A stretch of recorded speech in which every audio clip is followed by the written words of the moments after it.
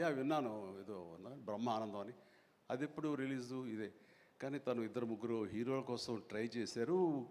వాళ్ళిద్దరూ రాలేని పరిస్థితిలో ఉన్నారు. నేనే కొంచెం కోఆర్డినేట్ చేస్తాను. ఇప్పుడు ఎవరు హీరో వచ్చే పరిస్థితి లేరు. ఎవరో ఒకళ్ళు మెయిన్ హీరో వస్తారు కానీ సినిమా లేదు. మొత్తం డల్ అయి ఉన్నారు. ఎలాగంటే ఎందుకు బ్రహ్మానందం అబ్బాయి అండి, మన ఫ్యామిలీ అయ్యా, చెప్పు నేను వస్తాను. ఇది నేను సంపాదించుకున్నటువంటి ఈ ఇమేజ్ని ఎంతో కొంత ఒక సినిమా ప్రమోషన్ కోసం, ఒక బిడ్డకి ఒక గుర్తింపు తీసుకురావడం కోసం, ఒక బిడ్డకి భుజం కాయడం కోసంగా నేను వస్తాను. బ్రహ్మానందం ఎందుకంత మొహన పడతాడు, ఫోన్ తీ అని ఇందాక ఆయన చెప్పినట్లుగానే ఫోన్ తీసి బ్రహ్మానందం నేను వస్తున్నాను అని ఏదో మాట్లాడబడి నేను వస్తున్నాను, దట్స్ ఇట్, ఇంకా నాకు టైం లేదు, ఏదో మనుషులు ఎదురుగా ఉన్నారు, తర్వాత మాట్లాడి ఫోన్ పెట్టి మళ్ళీ ఇప్పుడు స్టేజ్ మీద ఇప్పుడు మాట్లాడటం అంటే ఇదేదో గొప్పగానో లేకపోతే ఇంకోడో కాదు. మరి ఎక్కడ చూస్తే చిరంజీవి వస్తున్నాడు, టూ మచ్ ఆఫ్ ఎక్స్పోజర్ అంటే అనుకోని నాకేం పర్వాలేదు.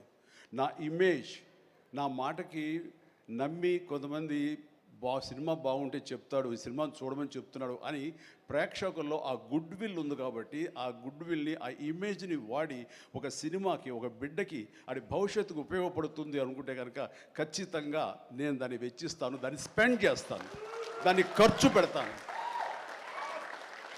చాలామంది ఏంటంటే టూ మచ్ ఆఫ్ ఎక్స్పోజర్ నీ గ్లామర్ని తగ్గించేస్తుంది. గ్లామర్ అనేది గుప్పిట్లో ఉన్నంత వరకే, తెలిస్తే ఏముంది అని అంటే తెరుస్తాను. గ్లామర్ అనేది పోయే గ్లామర్ కాదు, ఇది గుండెల్లో ఉండే అభిమానం అంత తేలిగ్గా తరగదు. 47-48 సంవత్సరాలుగా ఏర్పడినటువంటి ఇది కాంక్రీట్ అయిపోయింది వాళ్ళ గుండెల్లో.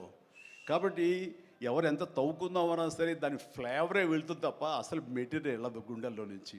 కాబట్టి ఖచ్చితంగా నా ప్రమేయం, నా ఇది ఆ పిల్లల కోసం కానీ, నా మిత్రుడు, నాకు శిష్యుడు లాంటి వయోవృద్ధుడు ఆ బ్రహ్మానందాన్ని తన కోసంగా నేను రావటం అనేది ఇది నాకు సంతృప్తి. ఎవరి అబ్బాయి చైల్డ్ ఆర్టిస్ట్గా ఇస్తానన్నాడు.